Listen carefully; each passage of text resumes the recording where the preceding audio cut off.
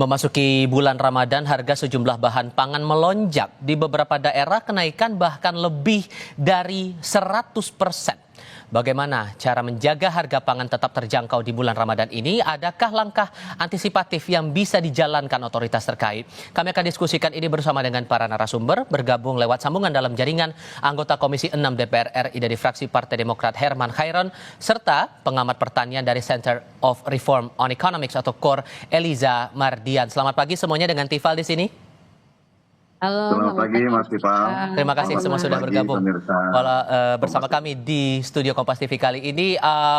Hal yang mungkin jadi pertanyaan lumrah adalah kenapa selalu ada cerita kenaikan harga di momen-momen besar ini, Pak Khairon? Sejauh analisis Anda bersama dengan fraksi atau mungkin dari teman-teman Komisi 6, tantangan apa sih sebetulnya yang dihadapi sampai cerita kenaikan harga ini muncul terus setiap Ramadan bahkan hari-hari besar, Pak?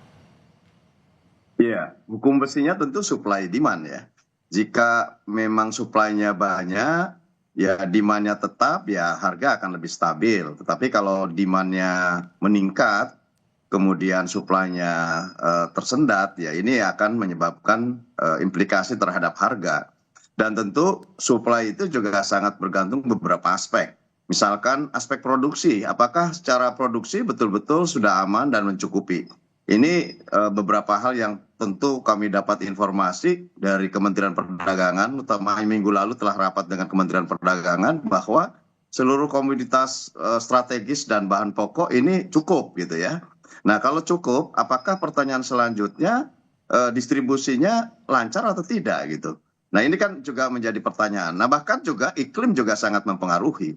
Nah oleh karena itu ini banyak aspek yang tentu bisa menjadikan persoalan terhadap kenaikan harga. Namun tentu bagi kami mencermati memang setiap momentum hari-hari besar tertentu, utamanya menjelang Idul Fitri, menjelang Ramadan, bahkan kan kalau kita analisis Ramadan ini kan pola konsumsinya berbeda. Pola konsumsinya sekarang mengkonsumsi di subuh atau di sebelum subuh sahur gitu, dan kemudian berbuka puasa, sehingga banyak masyarakat yang mereka tidak lagi berbelanja on spot ataupun hanya untuk makan sehari-hari di siang hari biasanya, sekarang harus berbelanja lebih gitu ya, jadi belinya lebih banyak. Nah sehingga demand ataupun pembelian lebih besar daripada hari biasanya karena harus menstok cukup, bahkan mungkin tidak hanya untuk satu hari, ini harus stok untuk 2-3 hari. Nah oleh karenanya memang di awal-awal pasti ada shock market sehingga kemudian ini menimbulkan tingkat harga yang lebih tinggi. Oleh karenanya saya kira sudah tepatlah kalau pemerintah kemudian mendorong harus segera ada operasi pasar. Kemudian operasi pasar juga jangan bergantung hanya kepada institusi tertentu. Misalkan Badan Pangan yang saat ini memang ditugasi untuk menstabilkan harga di tingkat pasar, juga ini harus siap gitu ya. Kementerian Perdagangan juga harus siap di dalam mengantisipasi terhadap kebutuhan yang ini menjadi kebutuhan pokok dan strategis, sehingga kemudian tidak memicu terhadap tingkat harga. Lebih lanjut soal itu, sorry Pak saya potong. Kalau soal pasar atau operasi pasar mungkin kita akan bahas di sesi yang lain begitu setelah ini. Cuman kalau yang mau jadi fokus saya adalah kalaupun kemudian masalah supply dan demand itu jadi tantangan Pak, apalagi momennya Ramadan dan pola konsumsinya jadi berbeda, tapi kok kejadian terus tiap tahun seperti ini polanya Pak? Apakah Anda melihat ini antisipasinya yang minim atau ada hal lain sebetulnya dari rantai pasok yang jadi PR?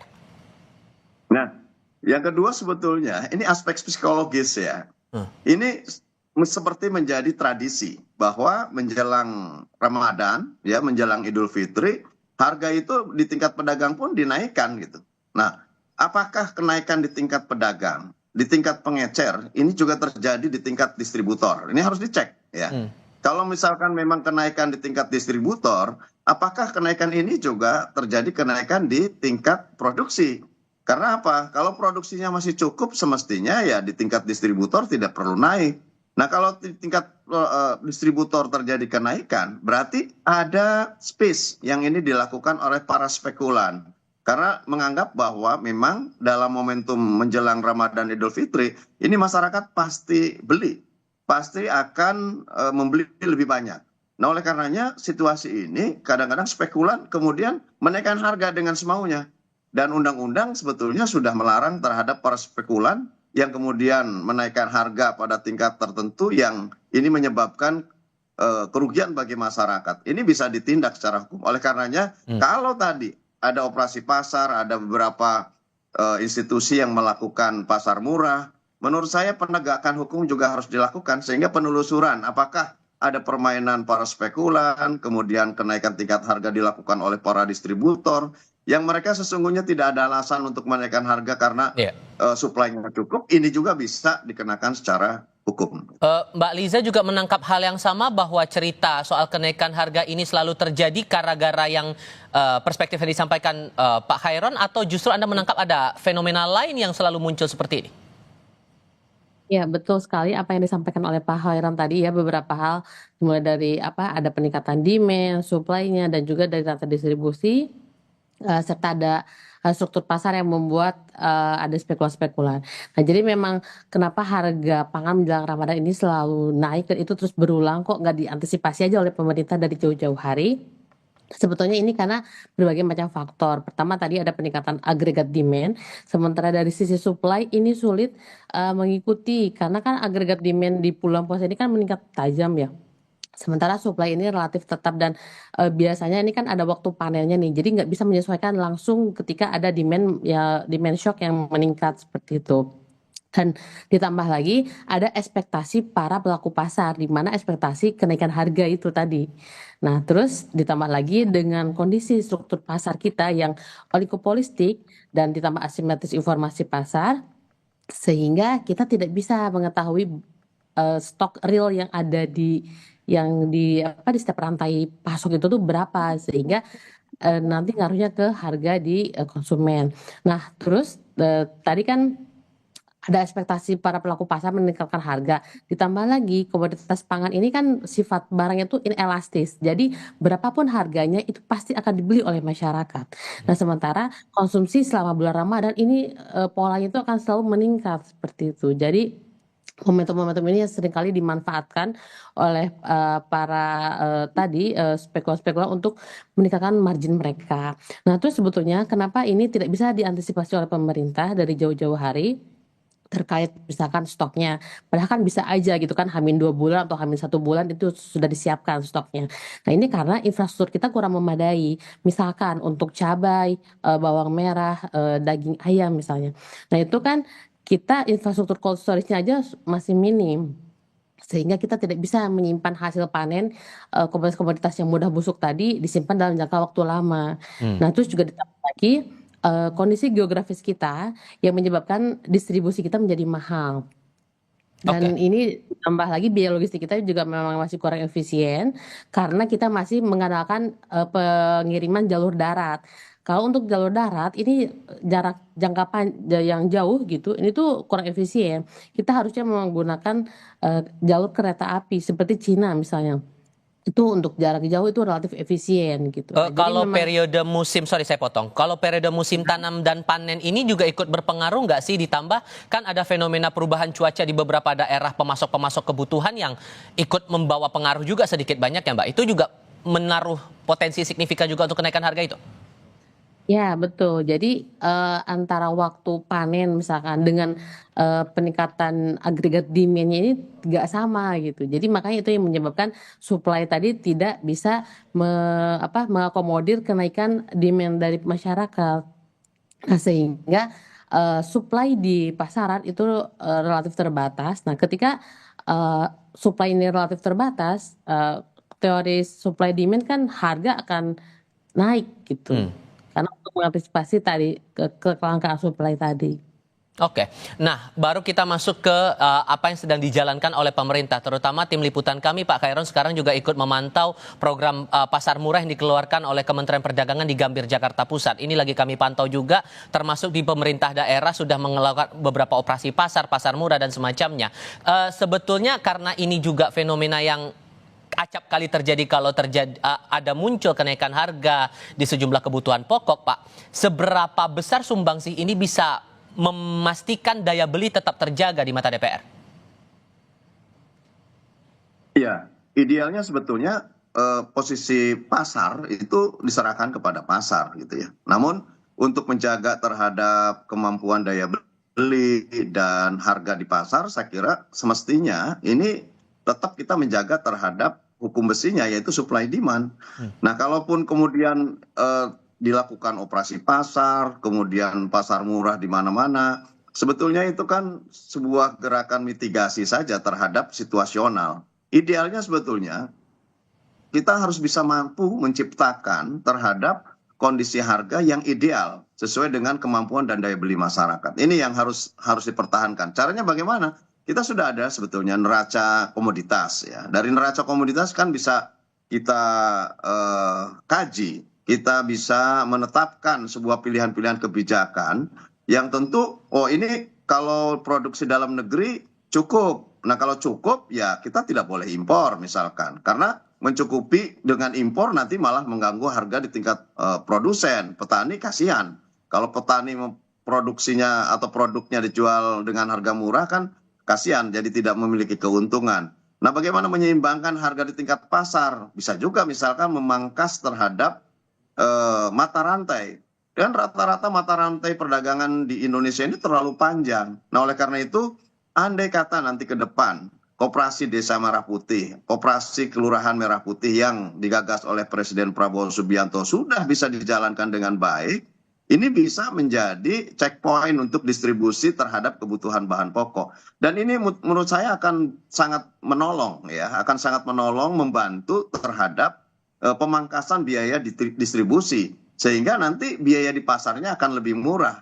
Dan kalau semua secara masif bahwa operasional ataupun kegiatan usaha, terutamanya penyediaan bahan pokok, bukan hanya bahan pokok konsumsi pangan sebetulnya, misalkan gas, kemudian kebutuhan-kebutuhan secondary lainnya yang ini bisa dipenuhi oleh Koperasi Desa Merah Putih, inilah keniscayaan stabilitas terhadap harga di pasar.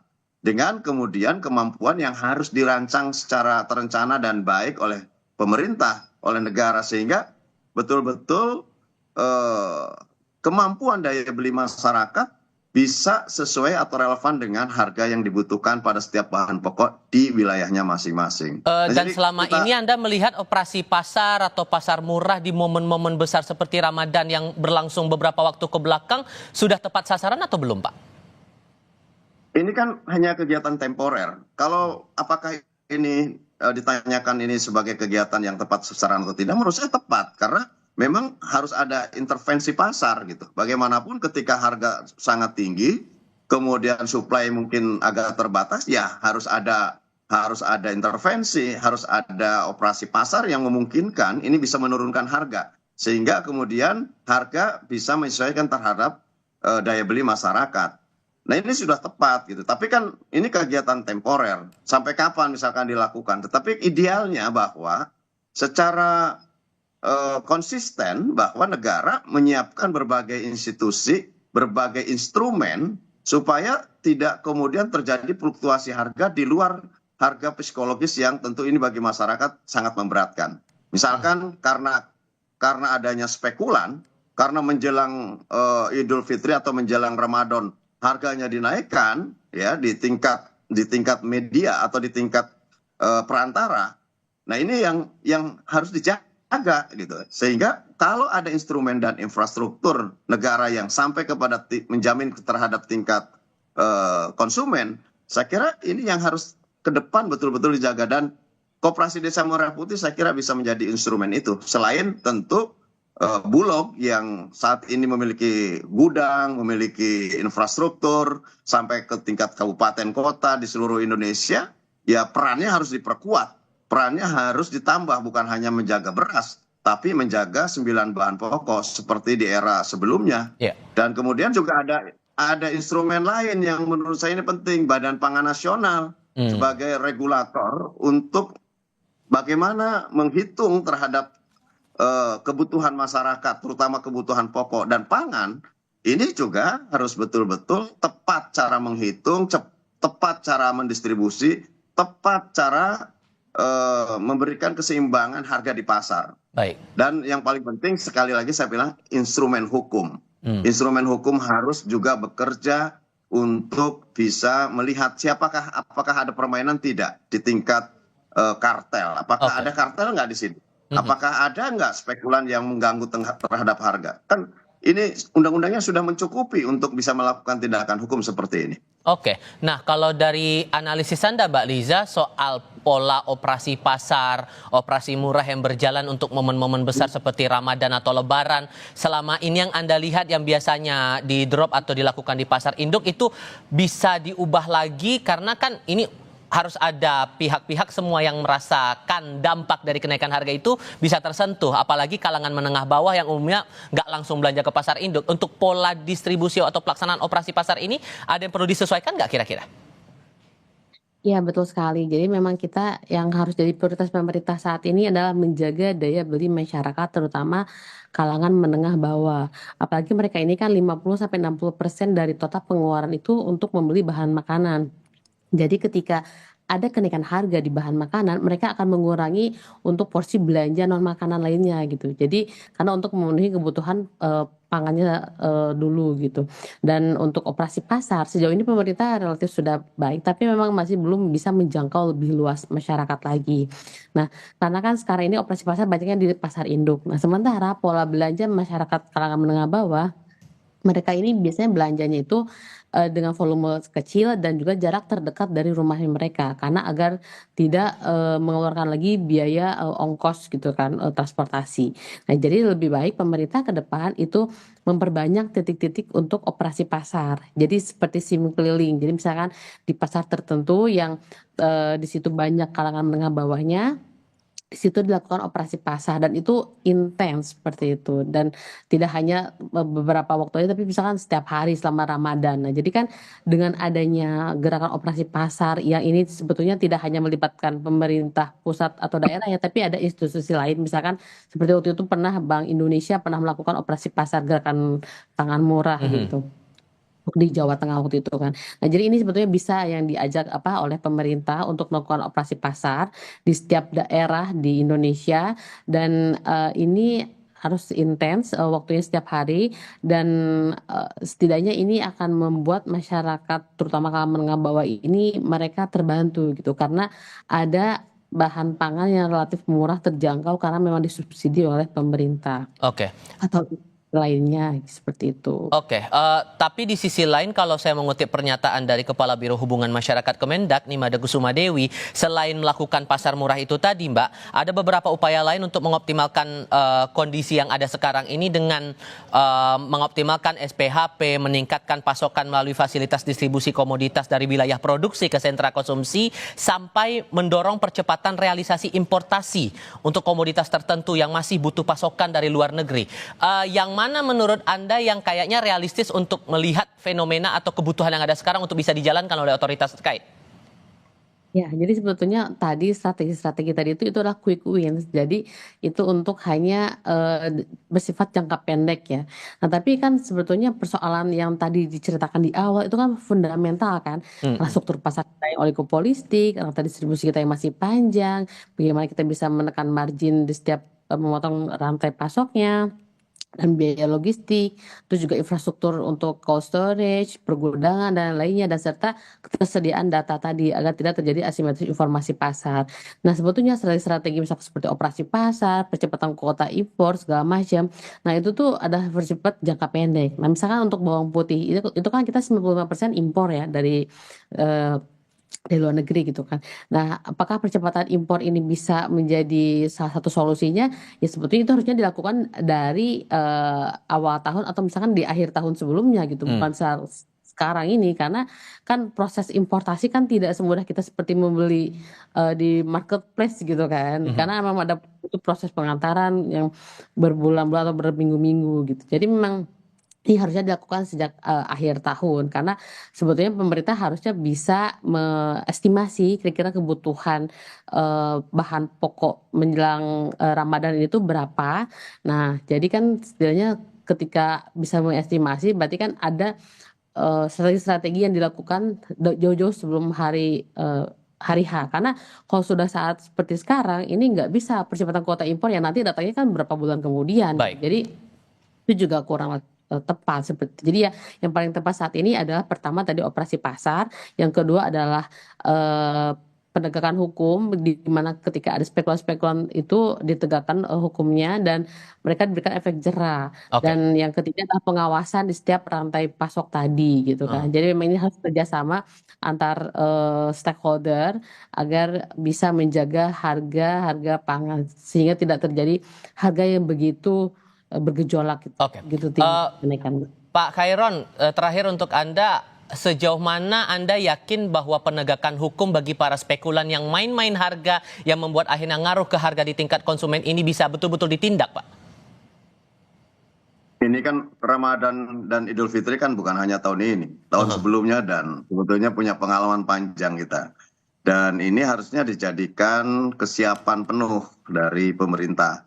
Dan saya yakin ya pemerintah telah berbuat banyak lah untuk ini. Makanya hari ini kita buktikan, bisa dilihat bahwa banyak sekali operasi pasar yang dilakukan di pemerintah daerah, di Badan Pangan Nasional, kemudian Kementerian Pertanian mungkin gitu ya. Dan ini tentu adalah semata-mata upaya mengantisipasi. Karena kenaikan harga ini kan bukan hanya terjadi menjelang Ramadan dan Idul Fitri. Sebelumnya sebetulnya sudah terjadi kenaikan harga yang tentu ini karena iklim. Tadi ada beberapa komoditas yang tentu ini bisa cepat busuk ya, tidak bisa disimpan lama, sedangkan konsumen senangnya dengan masakan segar gitu, dengan komoditas yang segar, cabai, tomat, dan beberapa komoditas yang tentu ini nggak bisa disimpan lama. Nah biasanya ini komoditas seperti ini kalau kemudian berisiko mereka harganya akan naik gitu. Tapi sebetulnya kalau bawang putih, kemudian bawang merah, ini kan juga komoditas yang bisa disimpan agak lama. Dan kalau based on-nya impor, saya kira juga semestinya sudah dapat dihitung berapa sih kebutuhan normal dari masyarakat. Intinya sebetulnya ini tinggal bagaimana penegakan aturan, regulasi, dan tentu pada akhirnya tadi ada tindakan hukum yang paling menentukan adalah aspek produksi. Maka itu saya kira aspek produksi harus betul-betul disiapkan dengan baik. Dan kalau memungkinkan memang kita memiliki anggaran yang cukup, ya nanti Koperasi Desa Merah Putih itulah dilengkapi mungkin dengan cold storage, dengan segala macam sesuai dengan kemampuan lokalnya. Kalau di wilayah desanya memang di situ adalah banyak hortikultura dengan komoditas tomat dan cabai, ya harus ada cold storage yang bisa menyimpan komoditas ini lebih panjang. Nah kalau ini bisa dilakukan dengan subsidi pemerintah, dengan infrastruktur yang dibangun oleh pemerintah, dan kemudian negara hadir untuk bisa melakukan stabilisasi harga, saya kira masyarakat akan sangat tenang, daya belinya akan bisa terjaga, dan komoditasnya akan bisa tersedia, terjangkau. Dan inilah keniscayaan saya kira sesuai dengan keinginan Undang-Undang Pangan nomor 18 tahun 2012, di mana masyarakat bisa mendapatkan pangan secara cukup, beragam, bergizi seimbang, tersedia dan terjangkau. Baik, Pak Khairon, Mbak Eliza, terima kasih banyak sudah mau berdiskusi dan berbagi pandangan bersama kami kali ini. Sehat selalu untuk Anda berdua, selamat pagi. Selamat pagi, terima kasih Mas Tifap.